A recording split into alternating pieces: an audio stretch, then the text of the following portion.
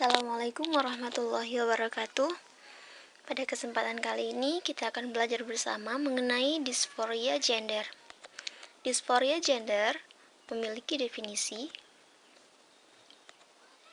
gangguan yang mengacu pada keadaan di mana individu merasakan adanya ketidaksesuaian antara jenis kelamin yang telah ditetapkan sejak lahir dengan jenis kelamin yang dia identifikasikan.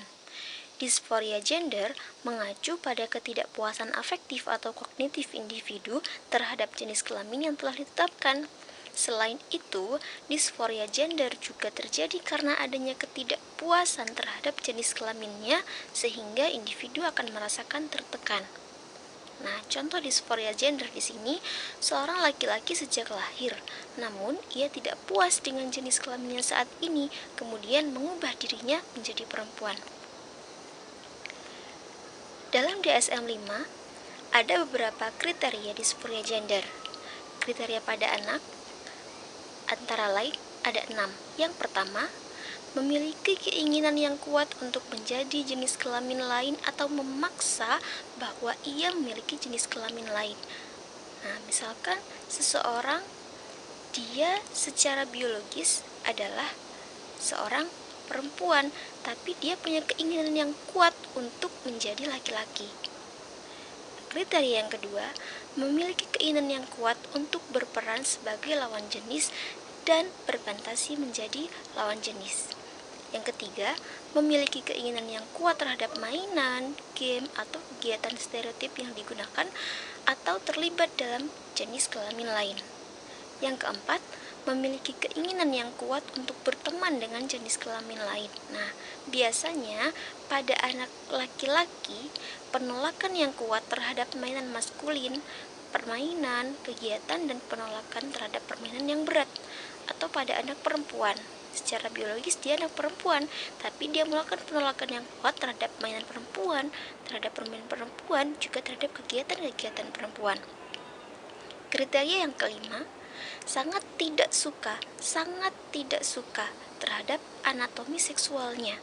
Jadi laki-laki misalkan merasa tidak suka melihat penisnya, kemudian perempuan tidak ingin buang air kecil dengan cara duduk.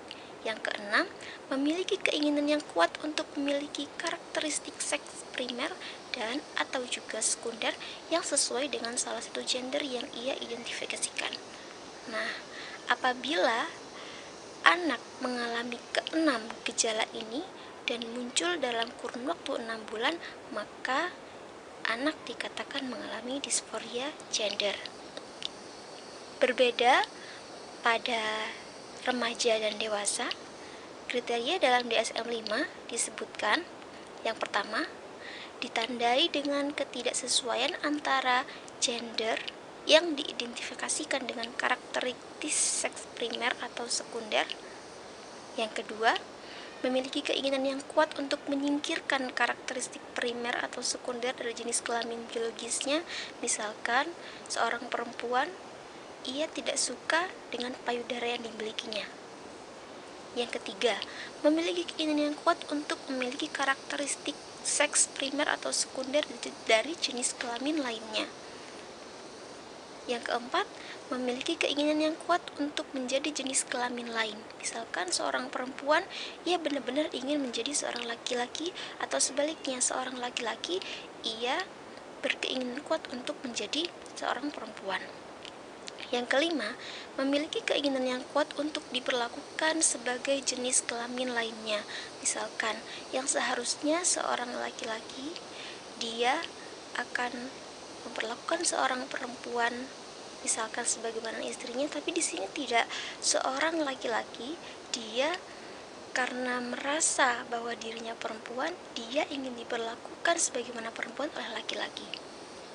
Nah, kriteria yang keenam, memiliki keyakinan yang kuat bahwa seseorang memiliki perasaan yang khas dan reaksi dari jenis kelamin yang lain.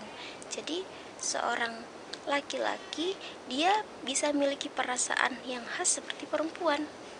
Nah, jika seseorang mengalami setidaknya 2 tanda dari tanda-tanda di atas dan muncul dalam kurun waktu selama 6 bulan, maka seorang bisa dikatakan sebagai disforia gender.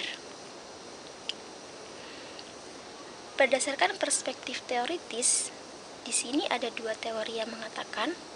Yang pertama,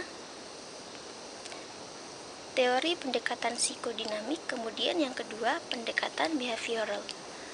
Pendekatan psikodinamik mengatakan bahwa gangguan ini terjadi karena faktor keadaan ibu dengan anak laki-laki yang begitu dekat. Ada kedekatan antara ibu dengan anak laki-laki secara ekstrim, sedangkan hubungan antara ayah dan ibunya renggang. Kemudian ayah juga jauh atau tidak ada di dekat anak. Sedangkan menurut pendekatan behavioral,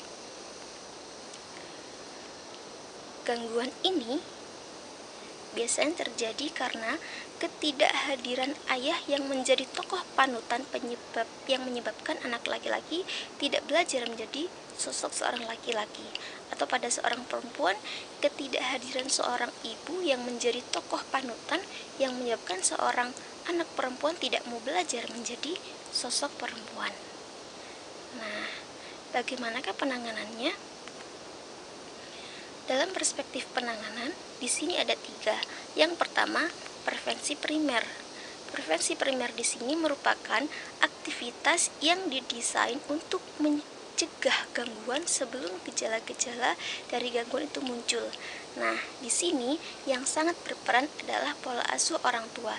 Bagaimana orang tua mengajarkan kepada anaknya peran perempuan dengan baik, kemudian anak laki-laki diberikan peran dan tugas laki-laki dengan baik. Kemudian yang kedua, ada prevensi sekunder. Nah, hal yang dilakukan adalah bagaimana orang tua mengantisipasi secara efektif dalam menjaga anak-anaknya dari gejala-gejala gangguan identitas gender dengan mengidentifikasikan dirinya dengan salah satu jenis kelamin yang menegaskan perilaku yang sesuai dengan jenis kelaminnya.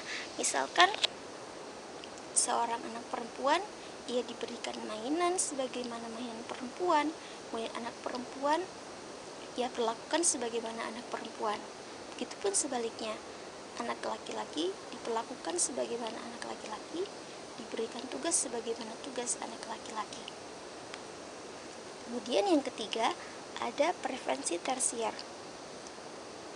Nah, di sini dilakukan setelah gangguan muncul dengan melibatkan penanganan yang tepat kepada pasien dengan maksud mencegah gangguan menjadi kronik. Nah, biasanya pada prevensi ini menggunakan terapi hormon. Nah, manfaat terapi hormon di sini pada laki-laki biasanya ia dapat merangsang tumbuhnya kumis atau tumbuh ciri fisik lainnya. Begitupun pada perempuan. Terapi hormon ini juga dapat merangsang tumbuhnya hormon-hormon pada perempuan. Demikian materi kita hari ini. Sekian dan terima kasih.